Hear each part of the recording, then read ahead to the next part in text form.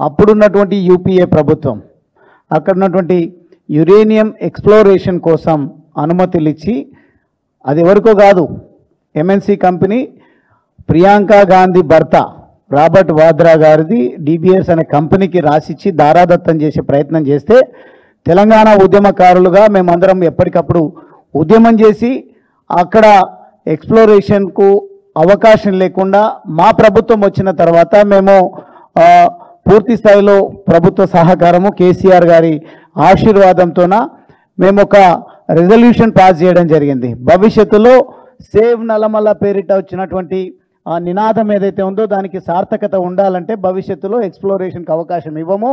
గతంలో యూపీఏ ప్రభుత్వం చేసినటువంటి కుట్రకు తావివ్వము అని చెప్పేసి చేయడం ఆ రోజు వాళ్ళు ఆలోచన చేసినటువంటి యురేనియం తవ్వకాలకు వ్యతిరేకంగా మేము ఉద్యమం చేసి ఆపినాం.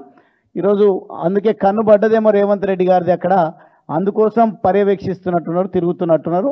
కానీ ఒకటే చెప్తా ఉన్నాం, ఆ రోజు చెప్పిన ఈరోజు చెప్తా ఉన్నా, ఆ నల్లమల్ల గడ్డ పైన గుణపం దిగాలంటే అది గువ్వల బాలరాజు గుండెల్లో దిగాలని ఉద్యమకారుడిగా తెలంగాణ అచ్చంపేట ఎమ్మెల్యేగా నేను చెప్పడం జరిగింది. ఈరోజు ఒక నా ప్రజలతో మమేకమై పోరాటం చేసేటువంటి ఒక పోరాట యోధుడిగా నేను మరొక్కసారి చెప్తా ఉన్నా, మీ ఆలోచనలు, మీ దుర్మార్గము, మీ ఆశ ఏదైతే ఉందో అక్కడ ఉన్నటువంటి సంపద పైన మీకు ఏదైనా ఆశ ఉంటే మాత్రం దయచేసి విరమించుకోండి.